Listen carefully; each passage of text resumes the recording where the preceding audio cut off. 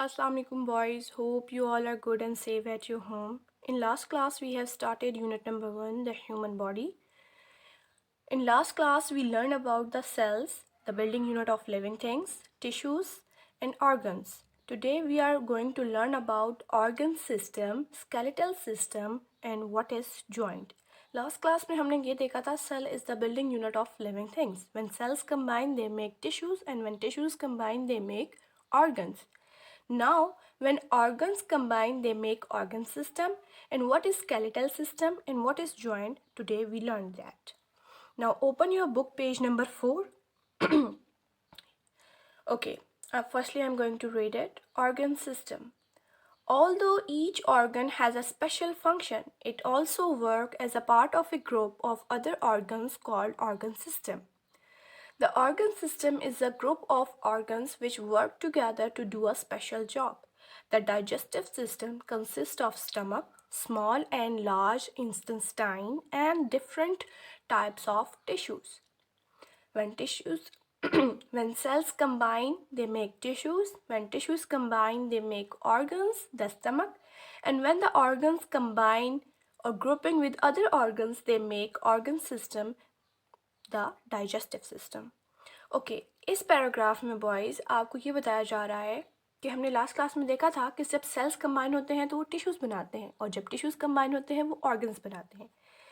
अब हर ऑर्गन का एक स्पेशल फंक्शन होता है, उसको काम करने के लिए दूसरे ऑर्गन्स के साथ ग्रुपिंग करनी पड़ती है जिसकी वजह से वो ऑर्गन सिस्टम बनाता है। The organ system is a group of organs which work together to do a special job. ठीक है बॉयज़, अब वो बता रहे हैं जो हमारा डाइजेस्टिव सिस्टम होता है जिसके थ्रू हमारा खाना डाइजेस्ट होता है, ये सिर्फ एक ऑर्गन से नहीं बना होता। इसमें हमारे पास स्टमक होता है, लॉट्स ऑफ टिश्यूज़ होते हैं, स्मॉल एंड लार्ज इंटेस्टाइन होती है, ठीक है, तब जाके हमारे पास एक ऑर्गन सिस्टम पूरा बनता है। यहाँ पे एक समरी भी दी हुई है, cells combine make tissues, tissues combine make organ, stomach, and these organs combine with other organs to make organ system like digestive system. ठीक है boys?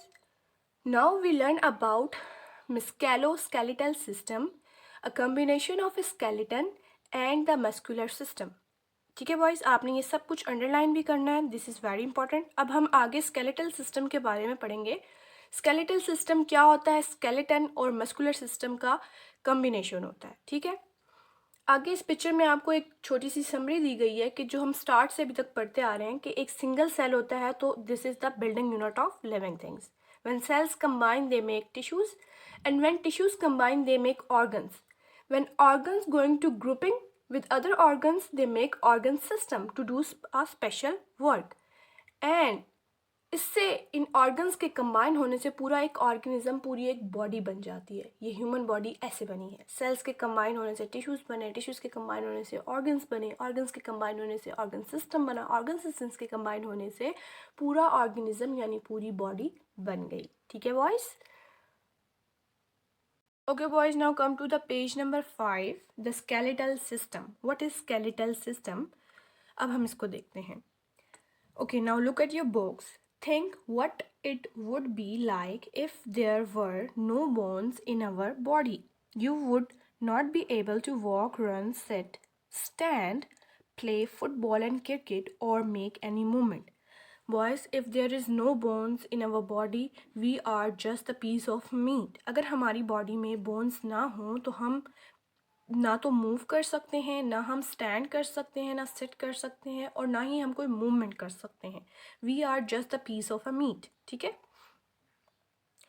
All the bones together make up the skeleton.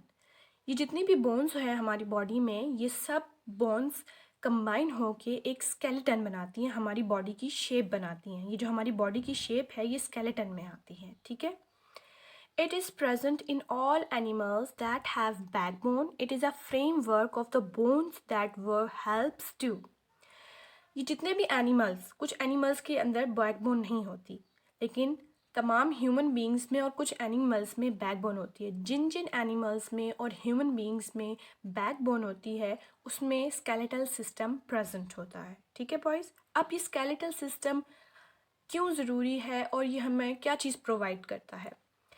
Give strength and support to the body. जो ये skeletal system होता है ये हमारी body को strength मजबूत बनाता है और सपोर्ट प्रोवाइड करता है, सहारा देता है। For example the back bone called spine.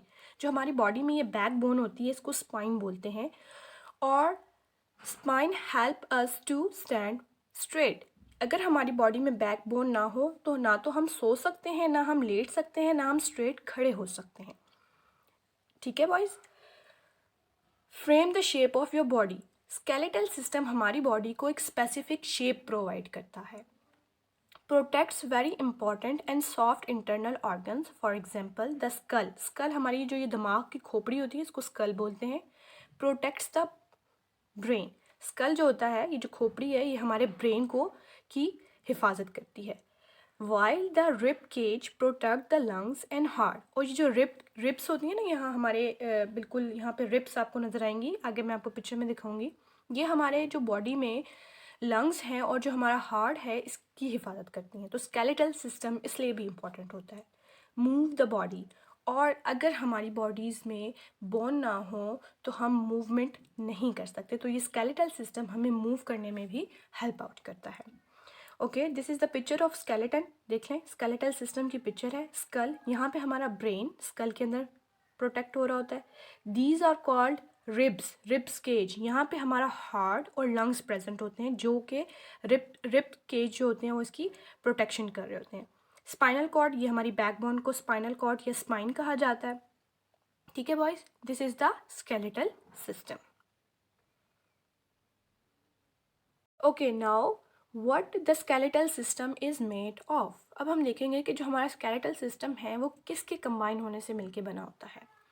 Firstly, I'm going to read it. Now look at your books. The skeletal system consists of bones and joints. जो skeletal system होता है वो bones और joint के combine होने से बनता है। bones तो हड्डियाँ हो गई। What is joint? Now look at your book. A joint is a place in a body where two or more bones meet with the help of tissue called ligament. Joint वो place होती है जहाँ पे एक से ज़्यादा जो bones होती हैं वो मिलती हैं with the help of tissue. एक टिश्यू की हेल्प से जो दो बोन्स होती हैं वो आपस में ज्वाइन हुई हुई होती हैं, उस प्लेस को जॉइंट कहते हैं। और वो टिश्यू कौन सा होता है जिसकी हेल्प से वो ज्वाइन हुई हुई होती है? Ligament. What? Ligament. The ligament join the two bones at the joint and stop it from falling apart. Ligament जो टिश्यू दो बोन्स को आपस में ज्वाइन कर रहा होता है वो हमारी स्केलेटल सिस्टम में ये हेल्प करता है कि एक तो वो बोन्स को आपस में ज्वाइन करता है, जोड़ता है, और गिरने से यानी किसी मतलब इधर उधर अपनी जगह से डिस्प्लेस होने में ना हो, हमें हेल्पफुल होता है। Joint help the bones to move but not all joints move. अब जॉइंट्स का जो किस लिए ज़रूरी होते हैं? जॉइंट्स हमें हेल्प करते हैं मूव होने में, हमारी जो बोन्स हैं उनको मूव करने में हेल्प आउट करते हैं, लेकिन ऐसा नहीं है कि सारे जॉइंट्स हमारे पास मूव करें। For example the joint between the plates of skull does not move in adults. जो हमारी ब्रेन में बोन्स हैं वो मूव नहीं करती, उसमें जो हमारे ब्रेन्स में जो जॉइंट्स हैं वो मूव नहीं करते। ठीक है।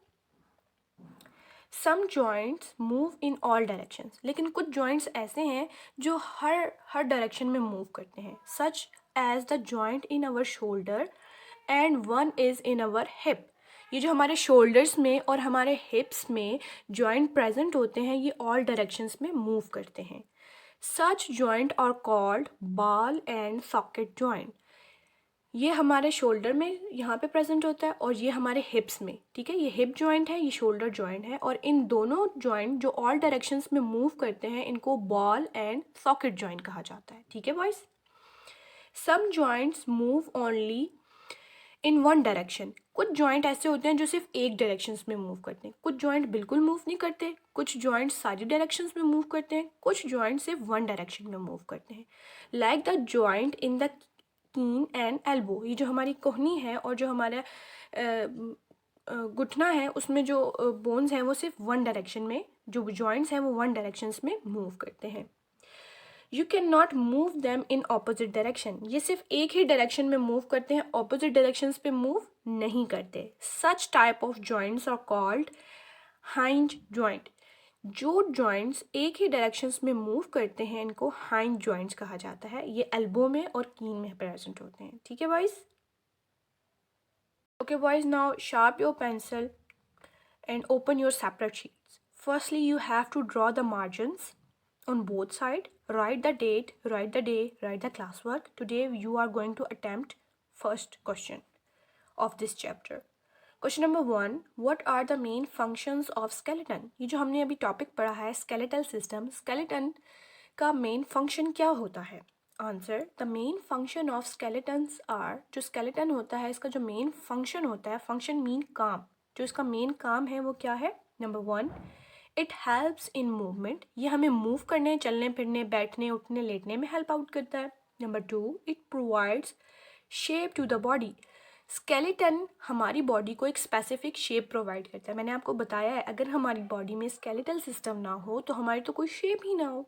Number 3, it gives us protection, और स्केलेटन हमें प्रोटेक्शन प्रोवाइड करता है। जैसे स्कल्स जो है वो हमारी ब्रेन सेल्स को और ब्रेन की हिफाजत कर रहे होते हैं, रिब्स केज जो होते हैं वो हमारे लंग्स और हार्ट की प्रोटेक्शन कर रहे होते हैं। तो इस तरह स्केलेटन जो है वो हमारी बॉडी को प्रोटेक्शन भी प्रोवाइड करता है। आपने ये काम सेपरेट शीट पे करना है। ठीक है बॉयज़? ओके, डायरी देख लें अपनी। आपने reading book page number 4 and 5 जो आज मैंने आपको समझाया है इसको एक अच्छे से रीड आउट करना है और सारी लाइंस को अंडरलाइन करना है। ठीक है? और क्वेश्चन नंबर 1 को आपने राइट डाउन करने के साथ साथ मेमोराइज भी करना है अच्छे से। ठीक है? क्योंकि जब हमारा ये यूनिट ख़त्म होगा तो आपका एक टेस्ट भी लिया जाएगा। Okay boys, see you in next class. अल्लाह हाफिज़।